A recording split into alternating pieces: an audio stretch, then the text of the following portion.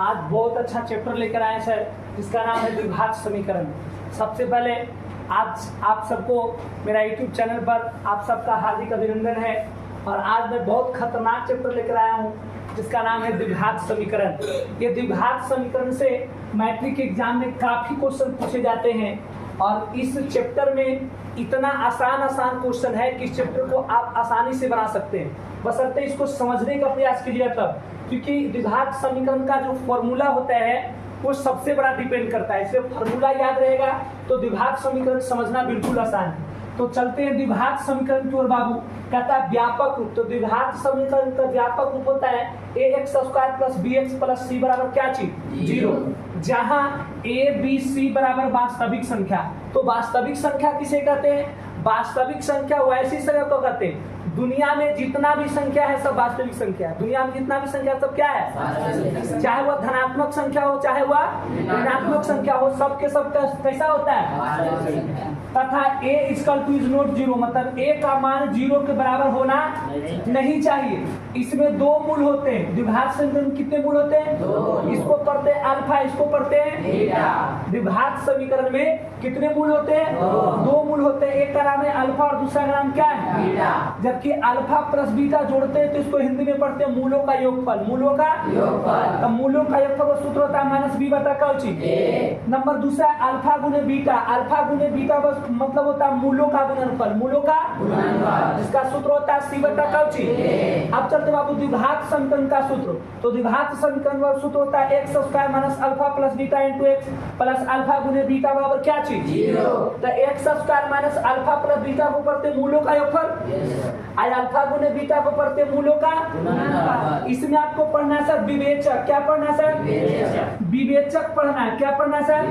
विवेचक, या इसी को कहते हैं विविधकर। क्या कहते हैं? विवेचक भी कहते हैं और उसको क्या कहते हैं? विवेचक या विविधकर को डी से सूचित करते हैं और डी बराबर सूत्र होता है p² माइनस 4a। कोई दिक्कत किसी को? समझते सर द्विघात समीकरण। तो द्विघात समीकरण का व्यापक रूप होता है x² plus bx plus c बराबर क्या चीज 0, जहां a b c बराबर वास्तविक संख्या, मतलब a का मान b का मान c का मान जो होता है वह वास्तविक संख्या होता है। कौन संख्या होता है? और वास्तविक संख्या कहते हैं किसे? तो वास्तविक संख्या उस संख्या को कहते हैं जो दुनिया में सब हो। जितना में दुनिया में संख्या है सब क्या है? वास्तविक संख्या। चाहे वह संख्या धनात्मक हो चाहे वह संख्या ऋणात्मक हो, सभी धनात्मक और ऋणात्मक संख्या को वास्तविक संख्या कहा जाता है। अब ध्यान देते हैं a का मान 0 के बराबर होना नहीं चाहिए, मतलब a का मान 0 के बराबर होना नहीं चाहिए। तो a का मान क्या होना चाहिए? 0 के आगे 1 2 3 4 5 6 7 8 9 10 प्लस में या माइनस में होना चाहिए। कहता इसमें दो मूल होता है। इसमें कितने मूल होते हैं? इसको पढ़ते हैं अल्फा, इसको पढ़ते हैं बीटा। अल्फा प्लस बीटा को पढ़ते हैं मूलों का योगफल, मूलों का सूत्र होता है माइनस बी बटा ए। अल्फा गुने बीटा को पढ़ते हैं मूलों का सूत्र होता है सी बटा ए। एक और है द्विघात समीकरण का सूत्र। तो द्विघात समीकरण का बराबर सूत्र होता है x² minus alpha plus beta into x plus alpha गुने बीटा बराबर कौन चीज। अल्फा प्लस बीटा को इसको लिख सकते हैं सर मूलों का योगफल। मूलों का कौन चीज? मूलों का योगफल कहेगा इसका मतलब अल्फा प्लस कौन चीज बीटा। अब मूलों का गुणनफल कहेगा मतलब अल्फा गुने। ध्यान दीजिएगा इसमें पढ़ना विवेचक या विविधकर। विवेचक या विवेचक या विविधकर दोनों एक ही नाम है सर, भले दो नाम है लेकिन दोनों का अर्थ एक ही होता है। विवेचक या कौन चीज, और इसको डी से सूचित करते हैं और डी बराबर सूत्र होता है p² माइनस 4a। ये सूत्र समझने में किसी को परेशानी? चलिए इसको नोट किया जाए। द्विघात समीकरण में अल्फा इसको पढ़ते हैं और अल्फा का सूत्र होता है minus B plus under root D बटा में कौन चीज 2a। बीटा बराबर सूत्र होता है minus B minus under root D बटा में कौन चीज 2a। एक्स का मतलब होता है कि अल्फा और बीटा दोनों का मान, अल्फा और बीटा तो एक्स बराबर सूत्र हो जाएगा माइनस बी अब plus minus under root D बटा में कौन चीज। इसको लिख सकते हैं सर माइनस बी अब प्लस माइनस और डी बराबर सूत्र होता है b² माइनस 4a अब बटा में कौन चीज। आपको ये ध्यान रखना सर कि अल्फा होता है लगभग मतलब कि 80-90% अल्फा होता है प्लस में और बीटा होता है कौची में माइनस। अल्फा हमेशा प्लस में होता है, बीटा हमेशा माइनस में। चलते हैं यदि द्विघात समीकरण का x² plus bx plus c बराबर 0, जहां a इज नॉट 0 तो इसका स्वरूप क्या होता है बाबू? सबसे पहला रूप है यदि d बड़ा है 0 से, देखिए कि मुंह खुला है ना, मतलब d बड़ा है, d कौची है और 0 कौची है, और यदि d बड़ा है 0 से तो अलग अलग मूल क्या होगा? यानी अल्फा का मान अलग होगा, बीटा का मान और वास्तविक होता है और कुछ होता है। यानी कि यदि d का मान बड़ा है 0 से, d का मान क्या है बड़ा? 0 से, तो 0 से बड़ा d का मान कब होगा? जब प्लस में होगा।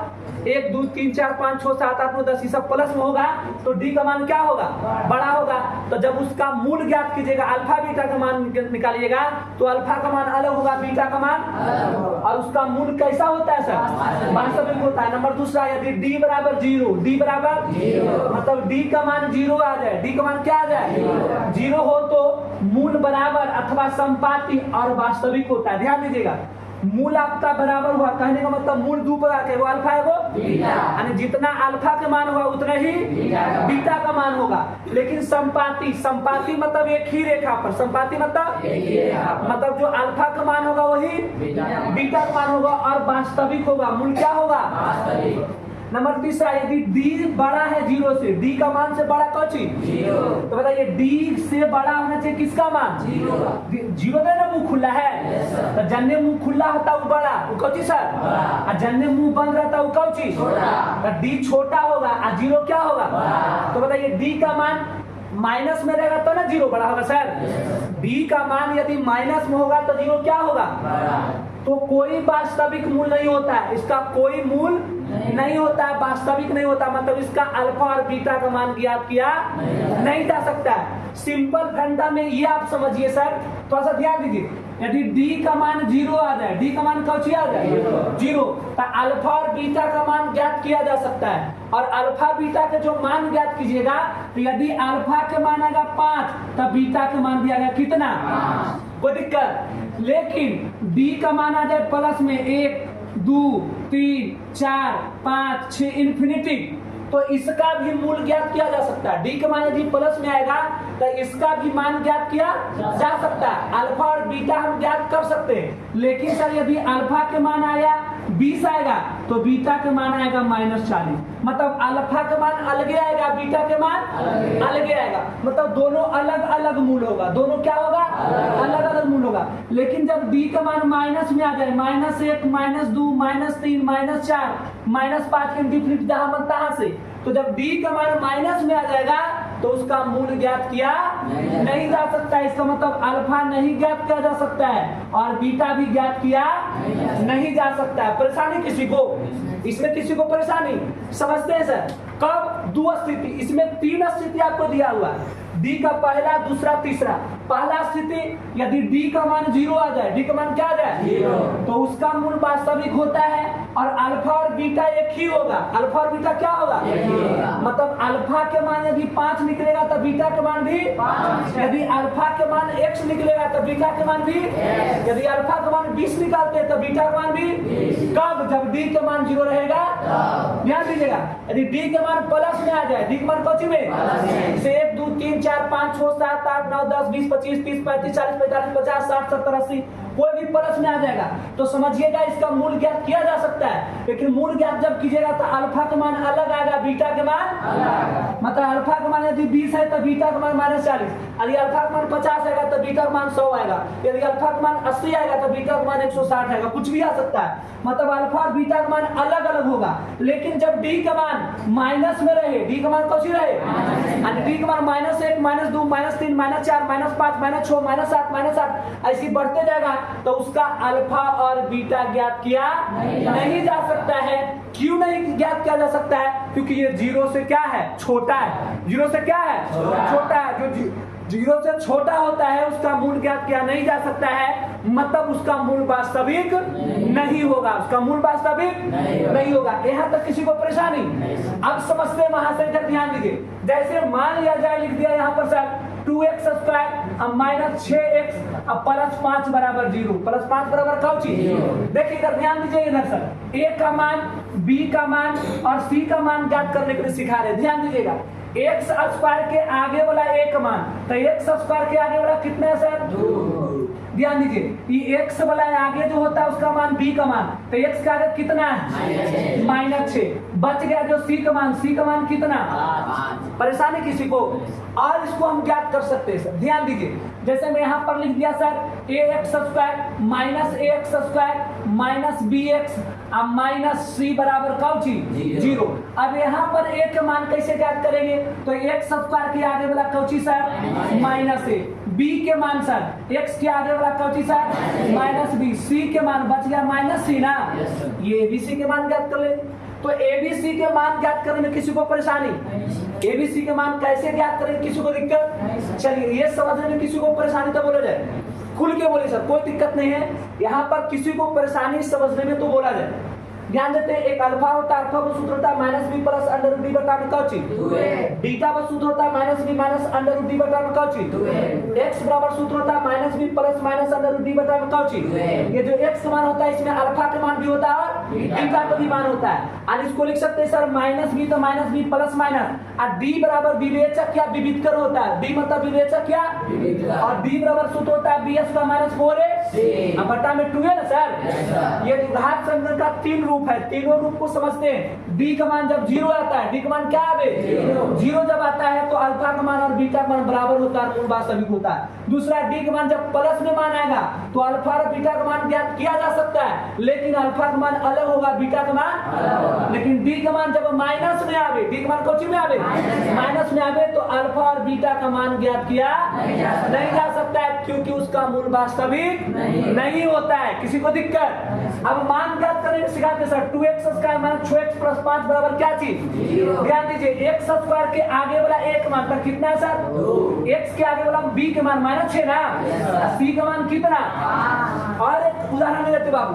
-x² minus bx minus c बराबर क्या चीज, ध्यान दीजिए एक मान x² के आगे वाला कितना सर, x के आगे वाला कितना सर, बच गया जो क्या बचा c का मान -c ना, यहाँ तक किसी को परेशानी, चलिए इसको नोट कीजिए सर। समीकरण में पढ़ना क्या है, द्विघात समीकरण जो चैप्टर है सर, इसमें मेन पॉइंट क्या क्या पढ़ना है, तो द्विघात समीकरण में पढ़ना क्या है इसके बारे में समझते हैं कि द्विघात समीकरण हमको पढ़ना क्या है। तो द्विघात समीकरण में सबसे पहला पॉइंट क्या पढ़ना है, द्विघात समीकरण है या नहीं जांच करना है। आपको पहला पॉइंट जो पढ़ना है सर, उसमें ये पढ़ना है कि द्विघात समीकरण कैसे पहचानेंगे कि द्विघात समीकरण है और कैसे पहचानेंगे कि द्विघात समीकरण, इसका आपको जांच करना है, सबसे पहला पढ़ाई। दूसरा पढ़ना है सर गुणनखंड विधि से मूल ज्ञात करें। गुणनखंड जानते हैं ना, गुणन मतलब गुना, खंड मतलब टुकड़ा, गुना करके 2 टुकड़ा में बांटने की प्रक्रिया को गुणनखंड कहा जाता है। तो गुणनखंड विधि से मूल ज्ञात करें, गुणनखंड विधि से क्या ज्ञात करें, मूल ज्ञात करें। तो मूल 2 होता है, वो अल्फा है वो बीटा, गुणनखंड विधि से अल्फा और बीटा के मान ज्ञात करना सर। तीसरा द्विघाती सूत्र से मूल ज्ञात करें। द्विघात सूत्र क्या होता है, तो द्विघात सूत्र में होता है b बराबर bs का माइनस 4ac, और अल्फा का सूत्र होता है -b प्लस अंडर d बटा 2a, जबकि बीटा का सूत्र होता है -b माइनस अंडर d बटा में कौन चीज 2a। ये द्विघाती सूत्र से उपयोग करके आपको मूल ज्ञात करना है। नंबर चौथा पूर्ण वर्ग विधि से मूल ज्ञात करें। पूर्ण वर्ग विधि से क्या ज्ञात करना है, मूल ज्ञात करना, यानी मूल ज्ञात करने का 3 विधि, पहला गुणनखंड विधि, दूसरा द्विघाती सूत्र से उपयोग करके, और तीसरा पूर्ण वर्ग विधि से। तीसरा क्या चीज विधि से मूल ज्ञात करना, ये चौथा पॉइंट में पढ़ना। 5वां पॉइंट में पढ़ना है विवेचक तथा मूल ज्ञात करें। विवेचक मतलब होता है डी, विवेचक मतलब डी निकालना है, और जब डी निकालेगा तो फिर कौन सी ज्ञात करना, मूल ज्ञात करना। नंबर 6 में के का मान ज्ञात करें ताकि मूल वास्तविक और क्या हो, के का मान आपको पूछ देगा, के के मान, ए के मान, बी के मान, एफ के मान कुछ दे सकता है यहाँ की जगह। के का मान ज्ञात करें ताकि मूल वास्तविक और क्या हो, तो मूल वास्तविक और बराबर कब होता है, जब b बराबर क्या हो 0, b बराबर क्या हो 0। मूल वास्तविक और बराबर कब होता है, जब b का मान क्या हो 0। उस स्थिति में k का मान ज्ञात करने के लिए आपको क्वेश्चन पूछेगा। सबसे अंतिम 7वां पॉइंट है 5 अंक का प्रश्न जो भाषा में दिया रहता है। 5 नंबर का प्रश्न पूछता है बाबू आपको एग्जाम में, जो भाषा में दिया रहता है। भाषा में क्या दिया रहेगा सर, जैसे में कह देगा 2 अंकों की संख्या, या पूछेगा 2 संख्या का योग 25 है, तो वह दोनों संख्या ज्ञात करें। पिता की उम्र पुत्र की उम्र से 3 गुना है, तो पिता और पुत्र की उम्र ज्ञात करें। ये भाषा है बाबू, ये भाषा के रूप में आपको 5 नंबर का ये प्रश्न पढ़ना है। भाषा के माध्यम से आपको द्विघात समीकरण के रूप में लाकर उसको मैथ में क्या करना है, बनाना है। ये आपको द्विघात समीकरण में 7 पॉइंट पढ़ना है सर। कितना पॉइंट? 7 पॉइंट। यानी द्विघात समीकरण में 7 गो मैथ। के गो मैथ सर? यदि द्विघात समीकरण में 7 मैथ आप समझ गए तो द्विघात समीकरण आपका चैप्टर कौची कंप्लीट। द्विघात समीकरण चैप्टर में यदि आप 7 गो मैथ पढ़ लेते हैं अच्छी तरीके से तो यह 7 मैथ पर पूरे मैथ आप बना दीजिएगा। यानी 7 मैथ सीखिए और द्विघात समीकरण खत्म चुटकी में। नहीं, यदि 7 गो मैथ आप बना लेते हैं तब चुटकी में द्विघात समीकरण क्या कर दीजिएगा, खत्म कर दीजिएगा। ये 7 पॉइंट पढ़ना क्या है जो समझ में आ रहा है, किसी को परेशानी? तो ये आपको 7 मंत्र है, आपको 7 मंत्र है और जो हम सूत्र लिखाए हैं वो सूत्र को घर पर से आप क्या कीजिए, जो भी ऑनलाइन या ऑफलाइन या मेरा जो वीडियो देख रहे हैं, जो पढ़ रहे हैं, उस विद्यार्थी से मैं कहने के लिए चाहूंगा कृपया कर द्विघात समीकरण का सूत्र जरूर याद करें, क्योंकि बिना सूत्र के आप मैथ को हिला नहीं सकते हैं। सूत्र को बनाने के लिए 10वां में द्विघात समीकरण मैथ को बनाने के लिए सूत्र याद करना बहुत अनिवार्य है। हम समझा दिए हैं, आशा करते हैं कि आप सब पक्का कर याद करिएगा और फिर मैं आप सबको द्विघात समीकरण का मैथ कल लेकर आऊंगा। Go good bye, bye bye my dear students.